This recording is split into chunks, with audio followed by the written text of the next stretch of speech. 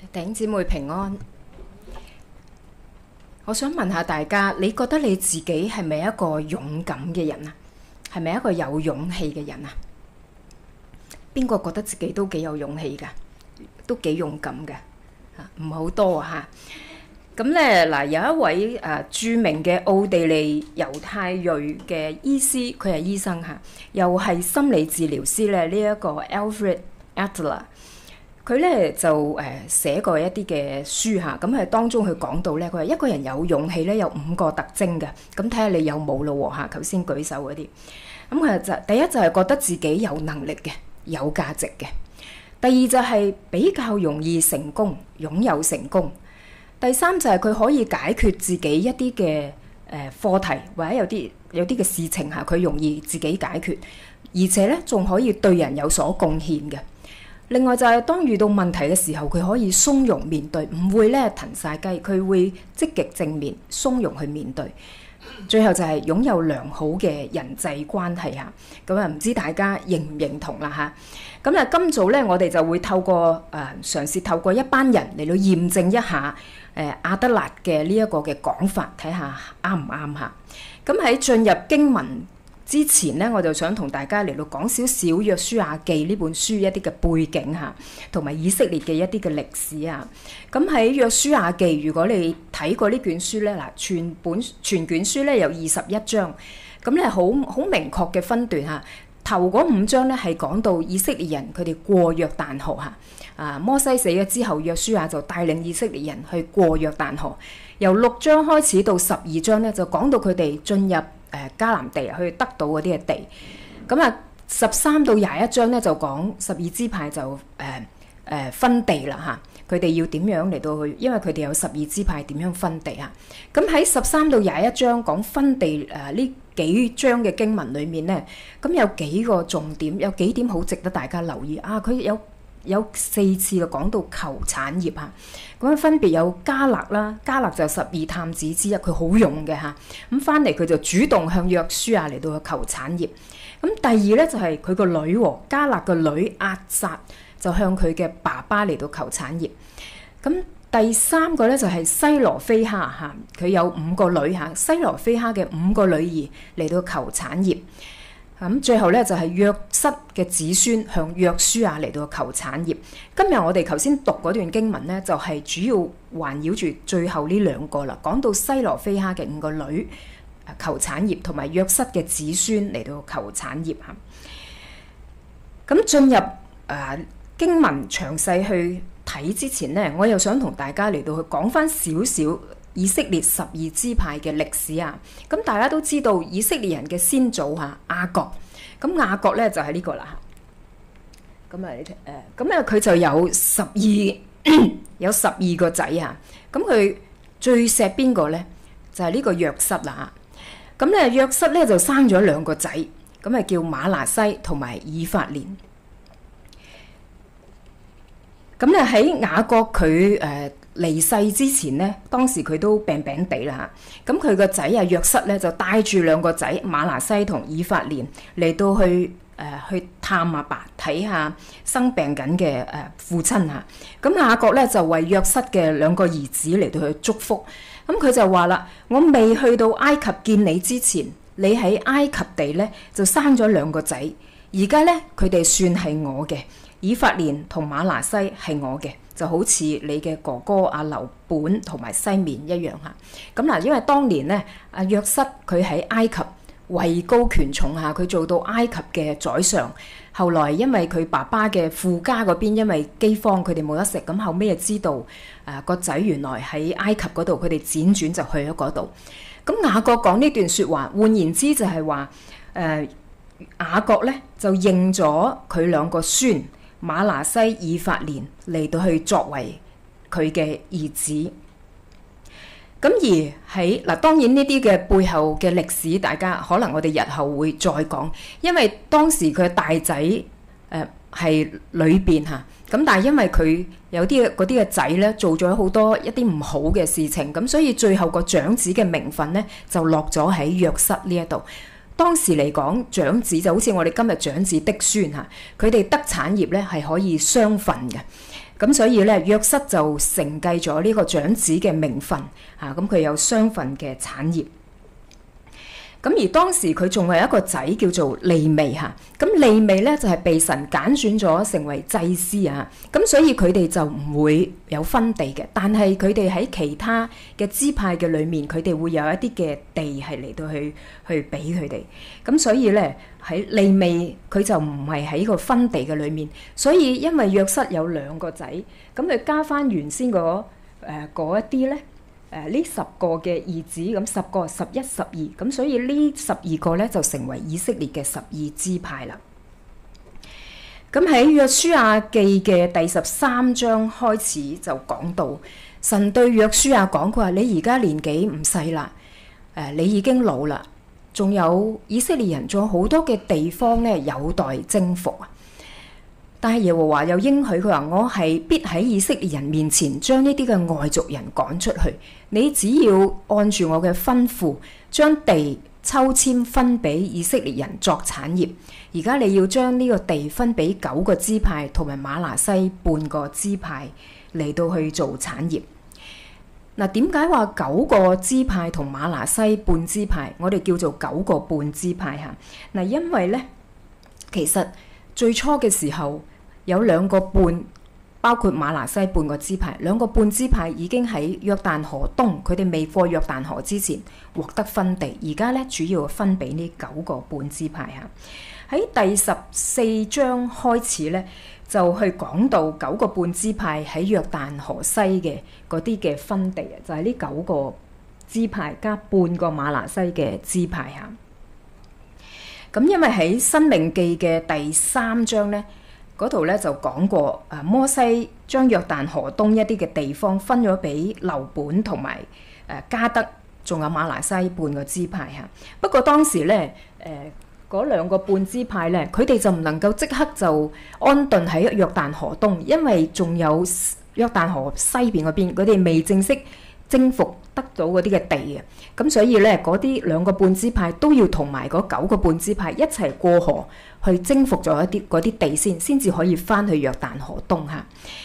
咁咧跟住到而家講到以色列人佢就已經過咗約旦河西啦，已經嚟到西邊，所以咧呢個時候佢哋就開始嚟到去分地嚇。咁咧喺第16、17章咧就集中係講到以法蓮同埋瑪拿西半支派嘅分地啊。嗱，如果你去睇翻成段經文由16到17章咧，我就發現一個好奇特嘅一個嘅分段啊。咁你會睇到咧頭尾咧都講到開頭16章嘅時候就講到約瑟嘅子孫佢哋得到啲咩地啦。咁但係咧到17章最尾嘅時候咧，你又發現佢哋繼續要求嚟到去多得土地啊。咁跟住咧，但係有2個好特別嘅記載咧，就講到以法蓮嘅子孫咧，佢哋沒有趕出嗰啲嘅迦南人。咁喺後面嗰度咧，亦都講到瑪拿西嘅子孫唔係沒有啦，係不能趕出迦南人。咁跟住中間咧，亦都有講到瑪拿西得到啲咩地啊，亦都講到佢哋又有分到啲咩地啊，咁樣即係都有重新去復述。但係再夾喺中間呢2章最中間一個位置咧，就出現咗一段好特別嘅記載，就講到西羅非哈嘅女咧求產業嚇。咁呢個係值得我哋嚟到去留意嘅。嗱，本來約瑟嘅子孫咧，佢哋其實已經得到好多地㗎啦，但係呢度咧就話佢哋竟然嫌地少啊，跟住就嚟到約書亞嘅面前去投訴同埋去發怨言。咁佢哋嘅投訴抱怨係乜嘢呢？就係佢話耶和華咁賜福俾我哋族大人多，你點可以只係俾我哋抽一個籤呢？即係我哋2個支派，你淨係俾我哋抽一個籤，分一份嘅地做產業，唔得喎。佢哋就咁樣嚟到去投訴啊。嗱，其實本來咧，佢哋都識得話自己族大人多，係咪啊？呢個已經係神俾佢哋一個好大嘅祝福，本來就係神嘅恩典。而且其實佢哋係得咗雙份嘅產業啊。佢哋有瑪拿西嘅地，亦都有以法蓮支派嘅地。本來感恩都嚟唔切，係咪啊？但係佢哋而家反而去抱怨，而且佢哋個語氣都幾唔客氣啊！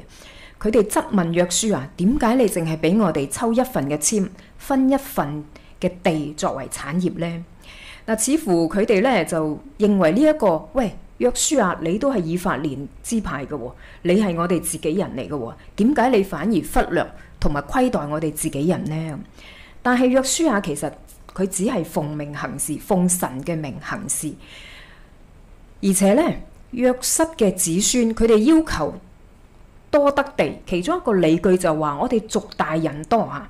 咁點解佢咁講呢？嗱，我哋要睇翻一啲歷史啊。咁咧，我哋就將猶大支派同呢一個以法蓮瑪拿西嘅支派嚟到去做一個嘅對決啊。嗱，當時咧佢哋出埃及之後咧，其實佢哋曾經有過2次數點人數。數點嘅人咧就唔係所有人，而係20歲以外可以出去打仗嘅嗰啲嘅人。咁2次嘅數點人數嘅裏面，猶大支派咧其實已經係喺其他嘅裏面算係好多最多噶啦。咁啊加埋有15,100人，但係瑪拿西同以法蓮支派咧，哇加起嚟咧，第一次雖然唔夠多，但係加埋2次咧，其實比猶大支派更多，有15,700人啊。咁佢哋的確係人數最多嚇。不過另一個角度去睇，其實猶大支派佢哋所得嘅地咧，睇嚟好似係範圍最大。但係其實你睇唔睇到？其實佢喺佢嘅地中間，嗱，呢度後面都仲有少少嘅，但係中間其實有個西面支派，呢個地係唔屬於猶大，係屬於西面支派。同埋咧，猶大得嘅地咧，其實有好多係屬於乾旱嘅南地，因為佢靠近曠野啊。反而約瑟嘅子孫瑪拿西支派咧，佢哋喺約旦河嘅東面同西面咧，都係有分地嘅。喺約旦河東邊咧，嗱，呢度係東瑪拿西嚇，呢度西瑪拿西嚇。咁咧另外咧，你睇唔睇到啊？嗱，瑪拿西嘅地有2忽，跟住以法蓮咧，哇！其實佢哋加埋你個地，你覺得邊個多啲啊？其實個感覺上其實都係不相伯仲嚇，甚至乎可能更多添嚇。咁所以其實佢哋嗰個嘅投訴咧，唔係咁有理據。同埋咧，佢哋自己投訴嘅時候，第一句佢就講耶和華咁賜福俾我哋嚇。其實佢哋知道神賜福俾佢哋，但係換嚟嘅唔係感恩，而係不知足同埋抱怨。弟兄姊妹，約瑟子孫佢哋喺呢度嘅表現，俾啲咩提醒我哋呢？我哋會唔會有時都好容易好似佢哋一樣啊？其實我哋喺生活喺你去信主嘅日子裏面，其實上帝明明都俾咗我哋好多恩典。我哋其實有時我哋應該都知道嚇，亦都經歷過。但有時你發覺可能一啲嘅事情出現呢，即刻你就會忘記晒上帝嘅恩典。你唔識得感恩不特止，反而我哋好容易去發怨言。如果話琴日咧，阿 Keith 幫我出咗個牧函啊，如果大家有睇嘅話咧，你都知道我最近其實係唔見咗個手機啊。嗰陣時其實好擔心唔係因為個手機值錢，其實個手機已經唔值錢，不過係因為裡面都有一啲人嘅資料，我最掛心係呢樣嘢。咁但係好感恩，即係喺過程嘅裡面咧，我以為我屋企附近個地盤一啲工人執咗，咁所以我就去個地盤嗰度揾啊，跟住又聯絡到一個地盤嘅代表，咁嗰個人又好好喎，即係嗰日第2朝朝頭早咧，一路咁幫我去揾，去問啲工人，搞咗個幾鐘，但係最後都係揾唔到，但係我就同佢講話，好多謝你哋，就算個手機揾唔到咧，我都好感恩，因為我睇到咧喺你身上，我睇到呢個世界仲有好多好心人，仲有好多好嘅人，我好感恩啊！咁其實調翻轉，我哋當中有啲嘅弟兄姊妹，其實喺佢身上都俾我好多嘅榜樣嘅。譬如我哋嘅姊妹Mary，早排佢跌親啊，但係佢翻到嚟咧，唔係喺度怨啊，反而佢同我講其實好感恩啊，我啲骨頭冇甩啊，冇跌親啊，冇跌碎啊嚇，咁好感恩，即係睇到。佢仍然都係好充滿喜樂，一個好感恩嘅一個人。原來其實聖經咧都俾我哋一個好好嘅提醒。佢話喜樂嘅心係良藥，憂傷嘅靈使骨枯乾。當我哋常常喜樂嘅時候，你知唔知道原來其實我哋病痛都會少啲，你唔會嗰啲嘅痛呢都唔會控制你。面對約瑟子孫嘅呢個無理嘅要求呢，約書亞嘅回應係點呢？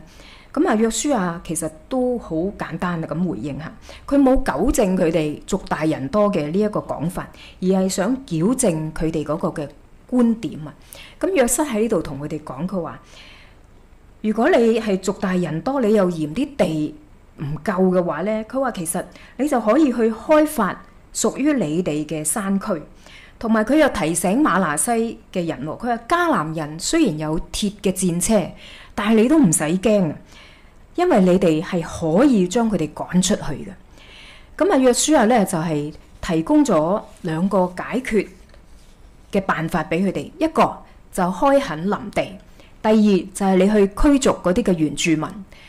嗱，其實因為神起初命令佢哋進入迦南地，你去攻取各城嘅時候咧，係要將嗰度城中嘅一切，無論男女老幼、牛羊驢，都要用刀殺盡嘅。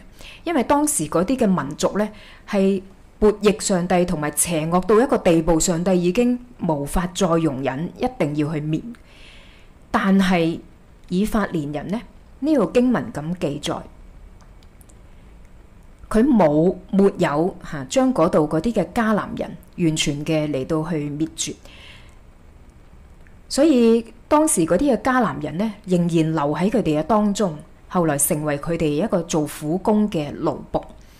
而瑪拿西嘅子孫呢，係不能呢個不能可能亦都同佢哋真係冇認真去執行上帝嘅吩咐，因為上帝講過，你打敗佢哋嘅時候呢，要完全毀滅佢哋。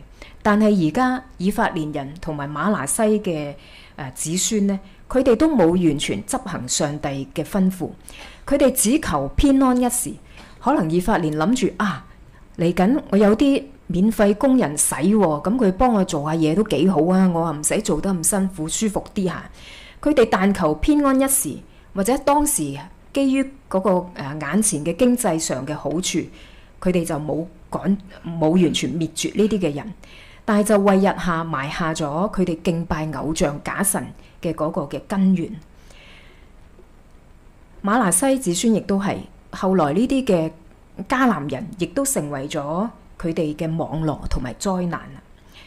但係耶和華曾經其實去應許過佢哋，當約書亞去同北方嘅王去爭戰嘅時候，耶和華曾經話：你唔使因佢哋去懼怕，因為明日呢個時候呢，我就會使全數嘅人呢喺以色列人面前被殺。耶和華應許過佢哋：你哋靠住我嘅時候呢，專心倚靠我嘅時候呢，你哋必然得勝。耶和華最後亦都真係將嗰啲嘅人滅晒，以色列人全部擊殺佢哋，冇留低一個。但係之後佢哋呢，慢慢呢就忘記咗上帝呢啲嘅說話。約書亞咁樣同佢哋講呢，言下之意就係揭露咗約瑟子孫嘅膽怯。佢哋有雙倍嘅祝福，但係就忘記咗上帝嘅應許，亦都因為貪圖安逸而失去咗勇氣、信心同埋決心，去好好咁得着上帝賜俾佢哋嘅地。相反，我哋睇到頭先西羅非哈嘅5個女，佢哋就記得佢哋捉緊呢一個應許，佢哋就謙卑大膽咁嚟到約書亞同埋一啲領袖嘅面前求分配產業。因為當時按照猶太人嘅傳統，同中國人都幾似嘅，分地係屬於男丁嘅權益嚟嘅。咁西羅非哈因為佢冇仔，淨係得5個女，所以照例佢嘅產業呢就會由至近嘅親屬去接管。慢慢呢，佢哋個譜系呢就冇噶啦，佢哋嗰個嘅宗族，佢就會喺宗族嘅裏面呢冇咗佢嘅譜系，即係好似我哋即係叫做咩冇下一代啦。咁呢個其實對佢個支派嚟講係一個嘅危機啊！但係佢嘅女呢，佢哋就記得呢一個嘅應許，所以佢哋就大膽嚟到祭司啦，嚟到約書亞同埋一班嘅領袖面前，佢哋就同佢講翻，哇！昔日佢哋曾經向摩西嚟到要求得地，而且摩西都應承咗嘅喎。呢個係上帝所應許賜俾佢哋嘅地啊！咁所以當呢個西羅非哈五個女呢一個嘅舉動呢，其實亦都話翻俾我哋聽，原來上帝呢，佢賜俾人應許之地，關鍵唔係在於佢係男定女，唔係因為佢係男我就睇重佢，而係在於對耶和華嗰個嘅忠誠。耶和華對於呢一啲女子只有一個要求，就係佢哋如果要保留所得嘅產業呢，佢哋揾翻佢哋個支派裏面嗰啲嘅男士去結婚就得噶啦嚇，所以嗰個產業仍然係可以傳俾女。所以呢個俾我哋睇，哇！原來上帝比我哋今日更加前衛，係咪啊？今日我哋仍然見到好多重男輕女，甚至乎鄙視女性嘅一啲嘅情況。今時今日仍然有好多呢啲咁嘅習俗，但係上帝喺好耐以前，佢已經話俾我哋聽，佢睇我哋唔係在於你係男係女，而係睇我哋對佢嘅忠誠。所以西羅非哈嘅女呢，佢哋就憑住神嘅應許，勇敢又謙卑咁嚟到去請求約書亞履行耶和華嘅諾言。弟兄姊妹，佢哋因為呢一個忠於神嘅應許，對神應許嘅堅持同埋執着，以致佢哋就得着豐盛嘅產業。今日呢一段經文俾我哋有啲乜嘢嘅提醒呢？第一，我哋有冇常常都記住神嘅恩典呢？嗱，呢度你睇到約瑟，佢哋係蒙祝福啊，佢哋得到雙份嘅祝福啊。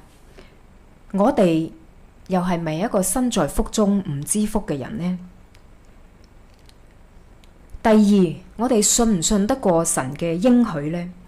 嗱，其實聖經裏面神都俾咗我哋好多嘅應許。我哋都知道好多吓，但係我哋係咪真係咁樣嚟到相信呢？喺馬太福音嗰度，耶穌講嘅，佢話我實在話俾你哋知，只要你哋嘅信心像一粒芥菜種，就算你對嗰隻山講呢，喺呢一度移到嗰度，佢都一定會移開，冇乜嘢係你哋唔能夠作嘅。哇！呢個俾我哋一個好大嘅應許，但我哋係咪就咁相信呢？你有冇試過你好大膽去向神求？去祈禱啊！最近啱啱喺禮拜一差會有一個嘅退休會啊，咁我哋一班董事同工都有份參加。咁喺食飯嘅時候啊，阿何志迪牧師就同我哋分享一個見證。佢話早排咧，阿何師母咧就患咗呢個手足口病，佢話其實好痛啊，好辛苦，好唔舒服。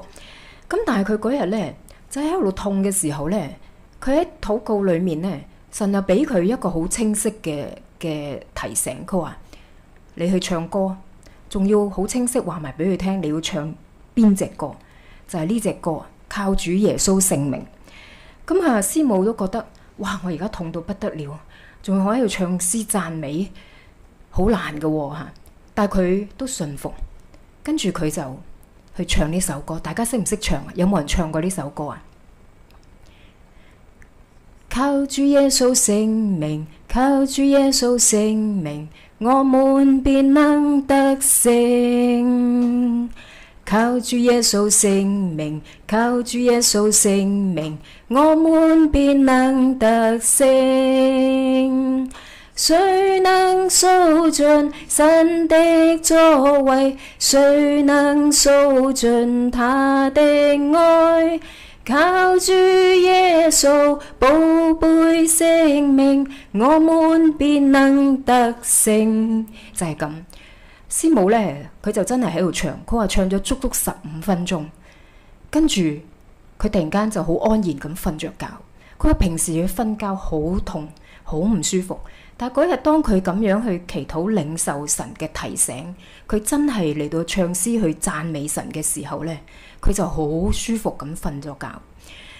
呢度真係俾我哋睇到啊，用讚美衣嚟到代替沮喪嘅靈。當我哋嚟到讚美嘅時候，你嗰啲嘅苦痛都忘記咗，都離開咗你咁。仲有我講翻頭先喺牧函裏面嗰個見證，其實我嗰晚咧去地盤，因為我以為真係喺個地盤嗰度俾人執咗，我就嘗試睇下揾唔揾到揾得翻。咁夜晚我9點幾咧，我就真係喺個地盤嗰度搖，但係最後咧都揾唔到嚇。咁啊，但係聯絡咗個人，佢話我聽朝幫你揾。咁我翻到屋企咧，我就有個心諗啊，我要打電話俾2個侄仔侄女，我知佢哋放咗學啦嗰陣時。咁我就想叫佢哋幫我祈禱，但係其實我嗰陣時都諗，喂，如果祈禱揾唔翻，咁好似佢又冇經歷，但係我有個心裏面咧，我又有少少信心，覺得我應該揾得翻。咁我就大膽祈禱，咁我就真係打電話視頻，咁啊侄仔放咗學，咁我話我唔見啲電話，你快為我祈禱。佢話哦好啊咁樣，咁跟住收咗線啦，跟住我自己喺度祈禱，我話神啊，我求你俾我揾得翻。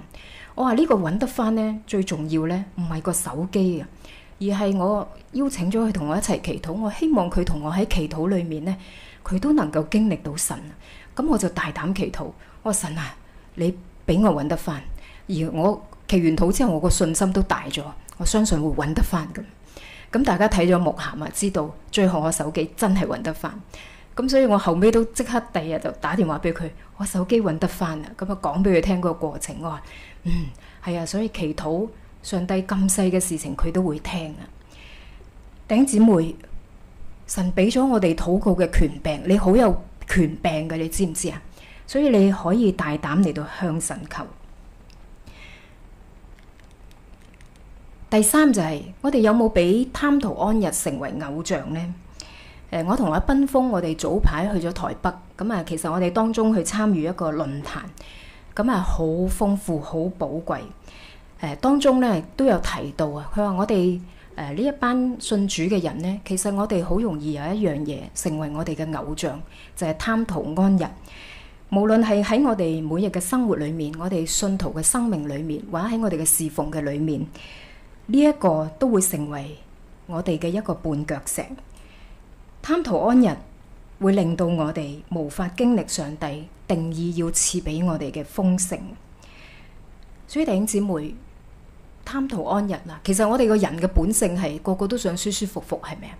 但係你真係會留意下，當我哋中國都有句說話，我哋係死喺安逸嘅當中。調翻轉，當我哋有嗰份嘅不怕困難嘅心呢，係更加凸顯我哋嗰種嘅性情啊。第四就係我哋有冇勇氣為主得着更多呢？嗱，主我哋話為主得着更多，好似喂我哋好巴閉咩？其實我哋唔掂噶，係咪啊？我哋可以做啲咩啫？其實我哋靠自己係唔掂。不過其實我哋話我哋可以為主得着更多呢，係因為神嘅應許啊！主嘅應許先至係我哋得勝嘅把握。耶穌喺升天之前佢同門徒去講，我哋一齊讀呢段說話好嘛？天上地上一切權柄都賜給我了，所以你們要去，使萬民作我的門徒，奉父子聖靈的名給他們施洗。我吩咐你們的一切都要教導他們遵守，這樣我就常常與你們同在，直到這世代的終結。因為我哋信嗰個係神，而佢已經將天上地上一切嘅權柄都喺佢嗰度，都喺主耶穌嗰度。所以主耶穌佢有能力啊！我哋靠嘅係呢個最有能力嘅神，同埋佢應許佢常常與我哋同在。佢嘅權柄，佢嘅同在就係我哋得勝嘅把握。仲有就係佢嘅心意係乜嘢？佢話來跟從我，我要使你哋作得人嘅漁夫啊！主希望我哋係得着更多嘅產業，而唔係淨係得啲咁多。佢好希望賜俾我哋更加豐盛嘅。耶穌話我來了係要叫人得生命，並且得嘅更豐盛。弟兄姊妹，你有冇一個咁樣嘅雄心壯志？呢個雄心壯志係一個健康嘅雄心壯志。你為主嚟到得着更多啊！無論喺你嘅生活上面如此啊，你嘅生活裏面，當你嚟到去靠着神嘅時候，你可以得着更豐盛嘅一切。返到我哋嘅教會全恩堂，我哋又可以點樣應用今日嘅經文呢？我哋都數算過去8年幾到今日，我哋嚟到呢一度，我哋都已經睇到、經歷咗同埋知道全恩堂經歷神無數嘅恩典，但我哋點樣去回應，以致我哋唔辜負神嘅恩典呢？神俾咗我哋呢個好好嘅地方，個個入到嚟都話哇好好啊！但我哋係咪就話啊，我們在這裡真好，咁就夠呢？